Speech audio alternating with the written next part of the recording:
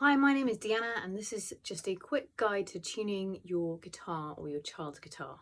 Basically, we've got a number of pegs at the end. Each peg is attached to a string. Turn the peg one way, loosen it, and you'll hear the note go down. Turn it the other way, tighten it, and you'll hear the pitch of the note go up. So you can get a little clip-on tuner or the various tuner apps on the phone, and I'll show you how those work in a sec. Basically, you either clip it onto the end of the guitar if you've got an electric one, or you're just going to get the app on your phone. I'm going to show you one called GuitarTuna, T-U-N-A, and it will hear the note coming out of the guitar. It will tell you which note it's supposed to be, and then there's a line in the middle, and it'll tell you if it's too low, it'll be to the left, and if it's too high, it'll be to the right. It'll turn from green to amber to red the further away from the accurate pitch it is, and it'll go to green when it's in the middle of the app when it's the correct pitch. So the only thing you need to watch out for is sometimes if a guitar is very out of tune, the note that the app thinks it is isn't the right note for that string.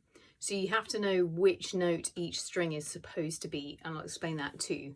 We've got E here, ceiling string, E, then we've got A, then we have D, then we have G, then we have B, and then we have E.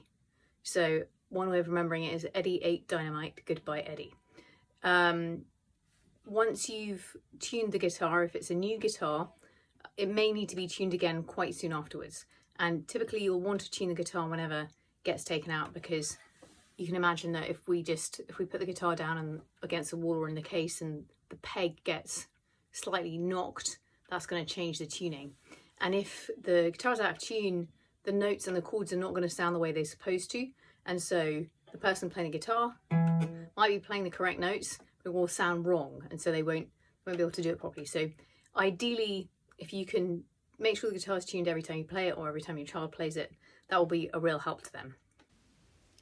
So this is what GuitarTuna looks like when you've loaded it. See, there's a picture of a guitar. You just need to check in the top left corner that it's selected guitar 6-string and then standard for standard tuning. When you pick a note, I'm going to pick the A, you can see that the microphone is picking it up and it's a little bit too sharp, so I need to just make it go, loosen it off a little bit. Now I've gone too far. Oops, wrong tune. So I'm going to go back.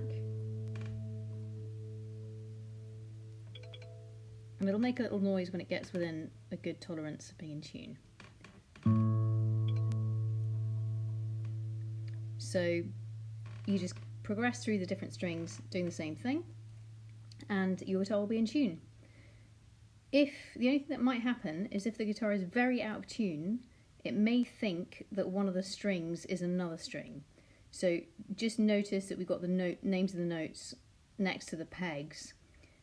Make sure the string that the peg that you're turning is connected to the string that you think it's connected to.